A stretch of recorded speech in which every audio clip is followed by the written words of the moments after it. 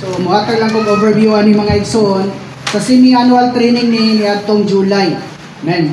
So, sa pulo nga mensahe, ang nagmensahe ani mga igsoon kay si Brother James Lee. Amen. Then, gikuha ni siya gikan sa Juan Kapitulo 21, versikulo 15 ngadto sa 16. So, akong basahon mga igsoon. Amen. Versikulo 15. Unya, sa nakapamahaw na sila, niingon si Jesus ni Simon Pedro, Simon, anak ni Juan, nahigugma ka ba nako labaw ni ini? Niingon siya niya, oo, Ginoo. Nasayod ka nga nahigugma ko nimo.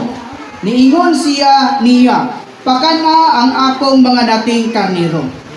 Versikulo 16. Niingon na sad siya niya sa ikaduhang higayon, Simon, anak ni Juan, nahigugma ka ba nako? Niingon siya niya, oo, Ginoo. Nasayod ka nga nahigugma ko nimo. Niingon siya niya, atimana ang akong mga karnero.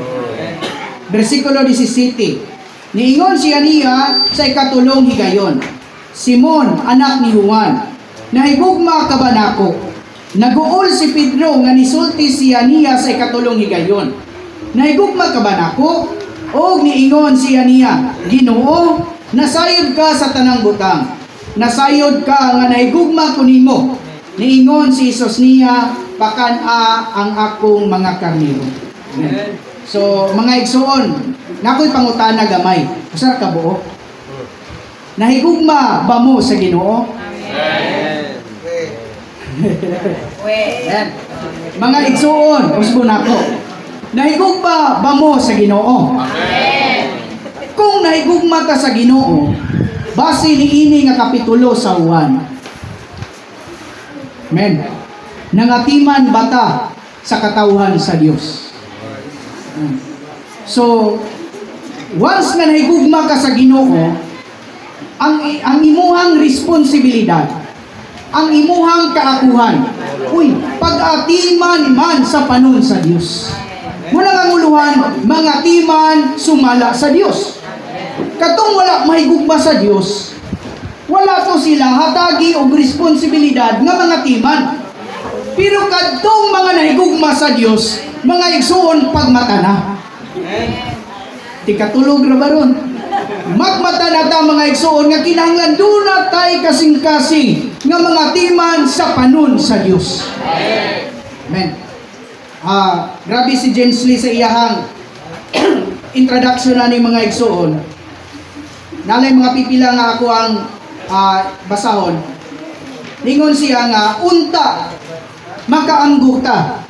Without shepherding, God's economy has no way to be worked out. Kung walay pagpangatiman, walay palagianan na ang iyang pamatigayon mapadayon. Nag-agad nga sa tibuok Biblia, sa daang tugon o sa bagong tugon, grabe ni siya ka subject mga igsoon nga kinahanglan mga timan ta sa panon sa Dios mga igsoon. Kay kung di ta mga timan, naalang ta sa payuli sa Ginoo, pero wa nato mapadagan, wa nato ma-work out ang pamatigayon sa Ginoo. Amen. Napay kadua, kinahanglan nga we need to humble ourselves. Atog yung humble ta ba? We recognize our weakness. Doon natay kaluyahon. Our shortcomings. Our failures in many ways. Surely, we have so many shortages in our shepherding, in our practice of shepherding. Mao ni atong kapakyasan. Siguro ang church life nato karon mga igsoon kay dili na siya shepherding. Ang ato ang church life karon kay for survival na lang. Sa makasurvive lang. Okay? So, dili makita nato nga unsa ka mahinungdanon ang pagpangatiman. Men, ingon ta nga siguro kung mga timan ko, labaw pa man kong atiman unon. Pero naigwapo kay dire application mga igsoon nga the more ta nga mga timan sa uban, the more ta nga maatimanan. Amen. Ang pinakamaayo, the best way to be shepherd is to shepherd others. Mga timan ngadto sa uban. Manay mo lang taon ba nga, kumusta ni mga igsuuna? Ato ba ning nabisita? Natiman ba nato ni? Amen. Sahay kay grabe naman kayo nga to ang duko god. Para ra gid sa tong paglingon, para lang sa ato ang panginahanglan, pero nagkulang ta ba sa pagtagad sa panginahanglan sa Dios? Mga igsuon, naman tayo panginahanglan. Tama? Pero unta makaanggo ta ba? Naagalit tayo panginahanglan? Labaw na ang Dios na ay panginahanglan. Ug kinsa may mutagbo ani nga panginahanglan? Ang mutagbo niini nga panginahanglan kay kadtong nahigugma sa atong Ginoo. Amen. Mao ang makatagbo busa kini ay opener nato ni mga igsuon ug unta makamatata niini mga igsuon. Amen. Ay termino pa gyud siya diri nga gibuksan na atong Ginoo. Ang atong Ginoo ganahan kayo siya nga mga timan. He loves to shepherd. Amen. Mo nang sa daghang mga panahon muatiman gyud siya og mga tao mga igsoon. He loves to shepherd people. Kung lang tao na to ang daang tugod, ang paagi para nga marisap sa Dios ang iyang makatawan sama ni Abraham, Isaac, Jacob ug si Moses ug si David, pinaagi man sa pagpangatiman. So ang pinakamaayo brad nga pag-raise up sa mga bagong henerasyon karon, pinaagi sa pagpangatiman. Pero pangutana kinsay mga timan? Natural, una sa tanan katong nahigugmas Ginoo. Dahil ikaduha katong mga nanguna. Amen. Masuko ra ba ang Ginoo di ay ug di ta mga timan? Amen. Ingon siya sa grabe ni siya nga enlightenment ba. Karon pa po ka kita ani nga verse kung wala ni siya gipadayag ni James Lee sa Ezekiel 34 verse 2. Unsay gingon? Son of man, prophesy against the shepherd of Israel. Prophesy and say to them, to the shepherds, itong mga timan, tingin nga tulog na ba? Thus the Lord Jehovah, woe to the shepherd of Israel who feed themselves. Uy, maayo ra nga usahay, kita-kita lang imar, kita-kita lang kanang mubasa sa Biblia, kita-kita rin magpahimulos ba? Pero di kay maayo kay ginantag alaot gadtong mga nagpakaon ra sa iyang kagalingon. Should not the shepherds feed the sheep? Dili ba nga ang mga tig-atiman atimanon og pakanon ang panon? Amen. Amen. Mga igsoon, usa ni siya ka pag kuan nato ba, pag warning alang nato. Dasi kayo ta, okay, tinuod. Halos may lockdown nga tong pagbasa sa morning revival sa Biblia. Pero ang pangutanag, kinsa may ato ang giatiman. Amen? Amen? So, mubangon gidunta ta mga igsuon para nga mga timan. Mubangon ta mga igsuon. Mukagbo ta ni ini nga panginahanglan karon. Para nga di ta ingnon sa Ginoo alaot ka nga ikaw rin nagpahimulos sa imong kaugalingon. Apan di ba ang mga nang tig-atiman, mga timan man sa panon. Busa alang nato mga igsoon, buksan sa Ginoo ang atong mga kasing-kasing o ang atong mga mata nga moalagad ta og mga timan sa panon. Dunay lima ka mga Roman numeral ni siya. Kining Roman numeral 1, 2 ug 3. Ingunanion na mo ni kami, ingunani na mo ni pag absorb ang mga kamatuoran. Pinadayag ni siya. Pero ang Roman numeral 1, ang gisgutan diya unsa ang kahulugan sa pag-atiman. Amen? Definition.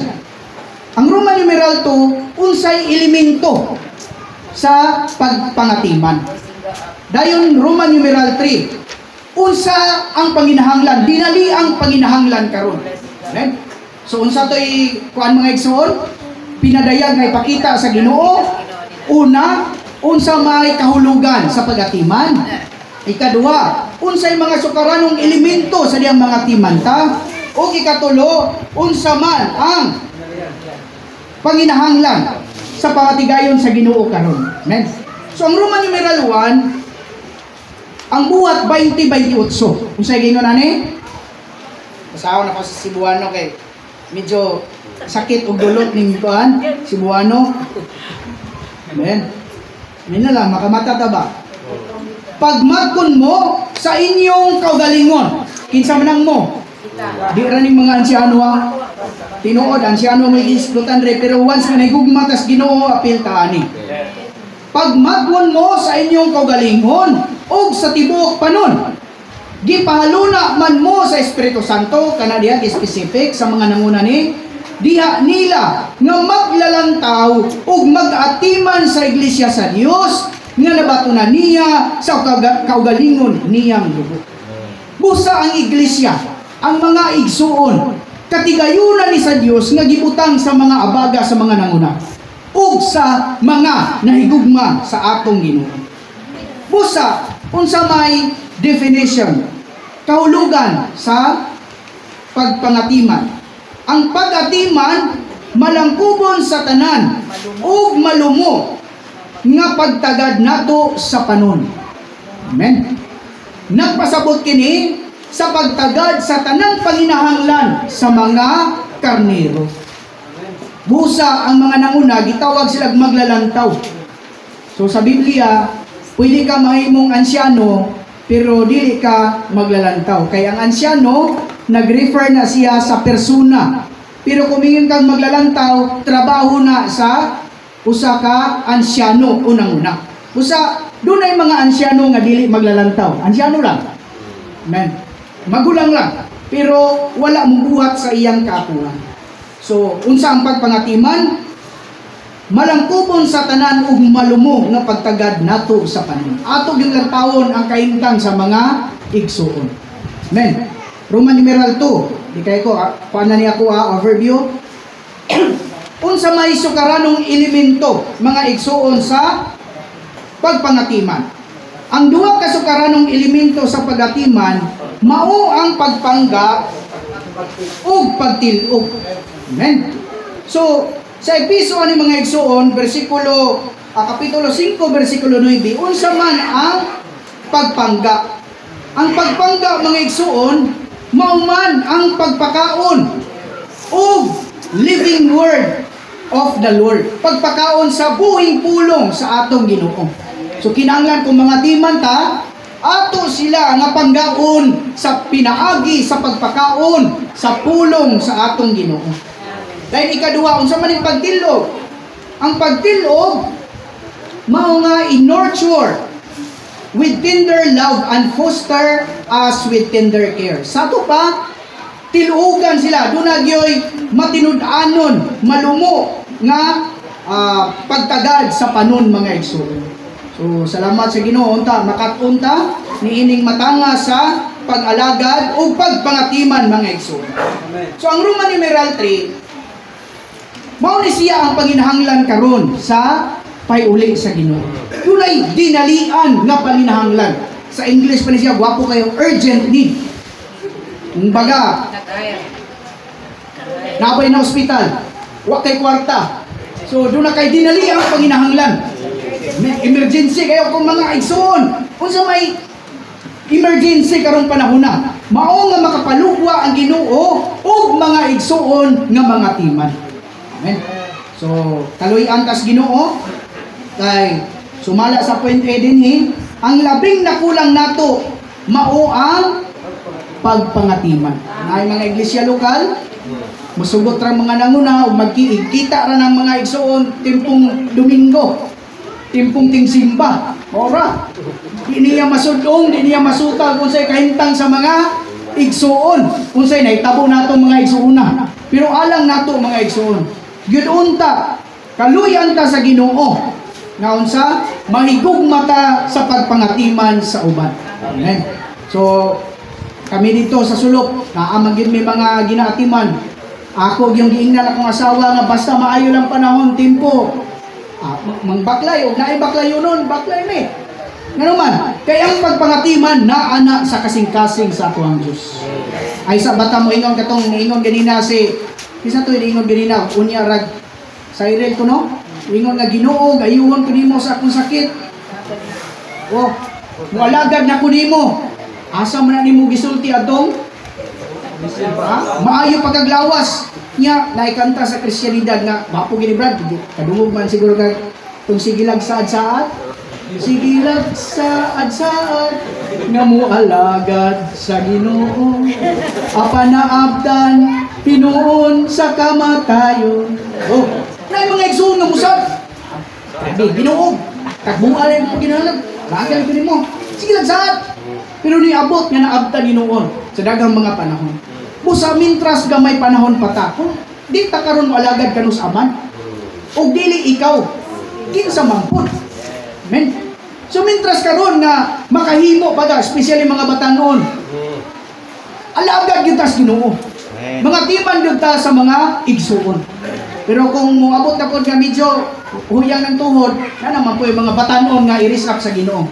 Mintras karon Ginoon ta mutubag ta sa tawag sa Ginoo karon sa pagpangatiman sa panon sa Dios.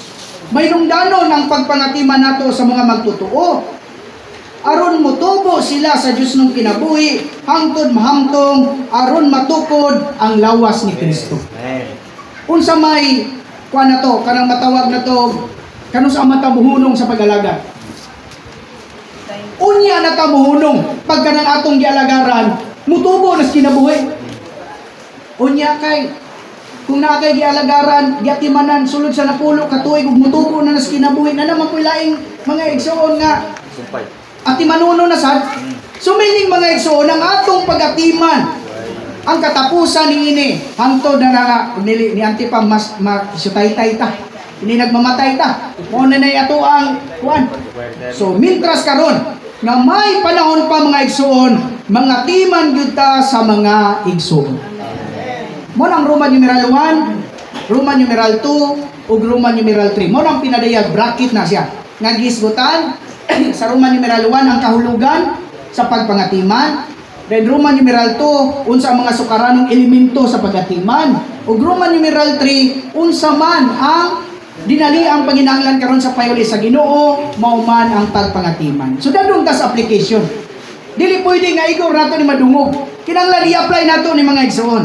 Ang application na ni ang Roman numeral 4 o Roman numeral 5. Unsa man ang 4? Before ta mga timan ngadto sa uban, makaatiman ngadto sa uban. Una, mubukas ta sa Ginoo kay siya man ang great shepherd. Siya ang maayong magbalantay. Ang dakong magbalantay, ang pangulong magbalantay, ug ang magbalantay sa atong mga kalag. Matag karon ug unya, mubukas ta sa Ginoo. Kay unsa may atong iatiman, ikapangalagad ngadto sa uban, kung kita mismo dili ta maatimanan sa Ginoo.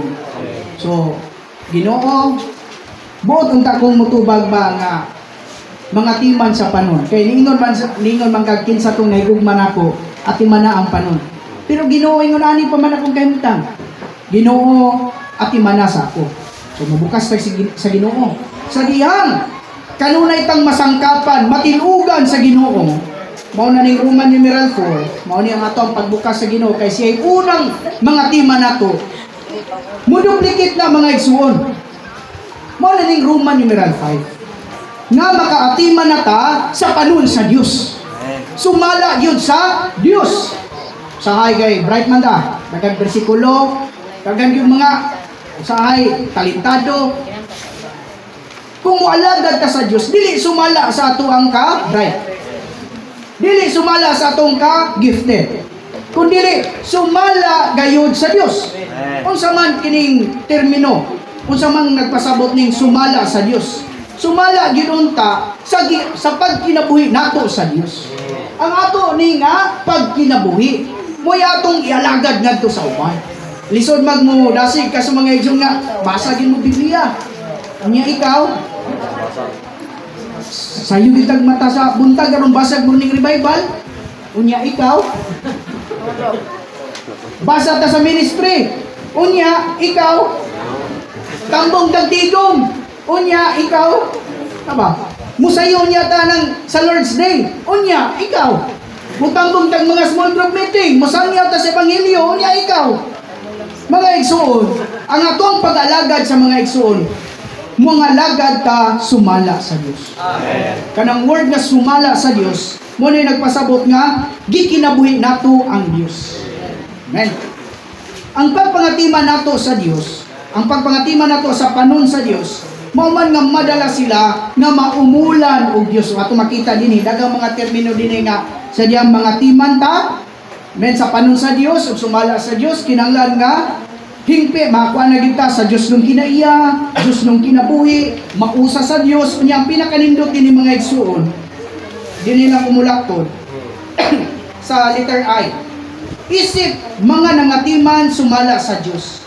Mo representar gyud ta sa Dios ug muliho ingog Dios nga nagbuhat. Nagpasabot nga representante sa Dios.